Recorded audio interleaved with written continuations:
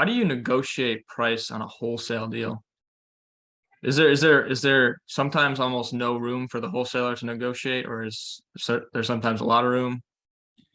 So what's helpful in this frame in this situation for this question is to understand how wholesalers work and what they like what their constraints are, because they have natural constraints. If you went in, they've got a house listed at 65 and you're like, I'll give you $10 like that, there's just no way that's going to work. Right. Right. But Right. there is a certain amount that you can negotiate.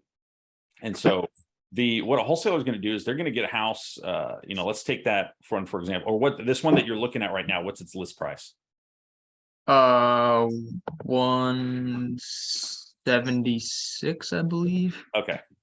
Okay, so let's say that's right now that's on the market, so it would probably be through an agent, but let's just say that that's through a wholesaler.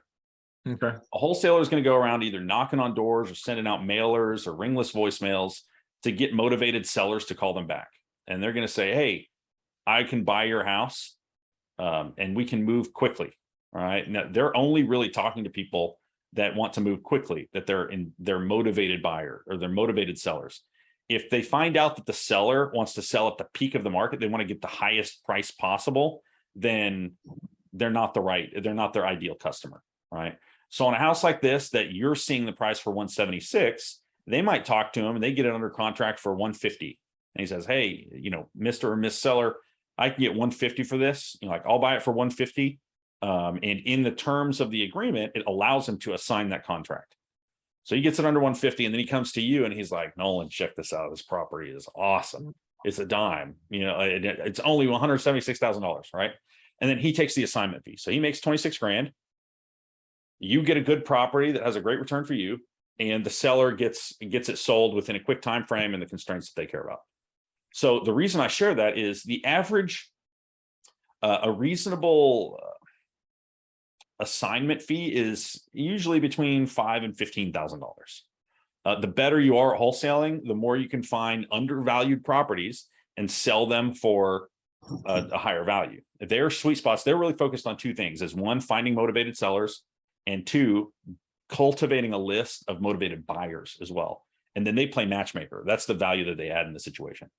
And so if it's, let's say it's not a contractor, but a wholesaler that is newer, they might get a house under contract for 50 and try and sell it for 55.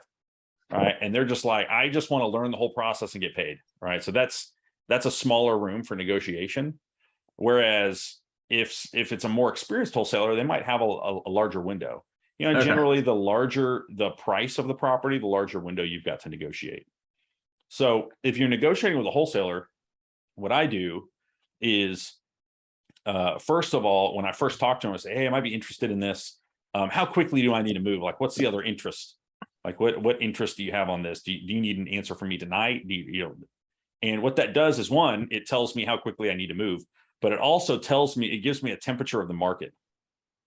And so if people are knocking down their door and he's like, I got 12 offers, right? Then you probably know you need to be above list price. But if he says, oh, we've got some time, don't worry about it, like, I'll work with you. That could be code for nobody wants it. And we got to get this, we got to get this sold. And you're the only person asking me about it. Right. So at that point, you can get a little bit of feel for the temperature in the room, and you say, okay, great. Let me run the numbers. I'll get back to you. And then, you can even in that conversation say, hey, is there any wiggle room on price? Like, how firm is this, $55,000, but not making a negotiation there. Then come back, like, run your numbers and figure out what your numbers are and come back with a suggestion. If it's a screamer, if it's a great property, I'd probably offer list, unless I really sense that I could get it for less and it'd be a great property. But I don't want to miss out on a really good property because I over negotiated. That's a really big mistake that people that are newer with negotiation make, is they're like, I want to be the winner in this negotiation. And the reality, like, the best case scenario is for both of you to win. And so the way that I usually position it when I'm trying to ask for a lower price is, hey man, this looks like a good property. The rehab looks higher than we initially talked about. and my ARV, I think the ARV that was posted is probably a little bit aggressive. I came back with an ARV of 130. So that means that I would need to get this property. If I'm at 70% of 130 all in, then that means I need this property at 48. Is 48 doable for you? And he might say, yeah, we could do 48. Could you do 50? And you say, we could. I mean, are you going to give me an option period? Like, do I have a 7-day option period? No. I need it at 48 then.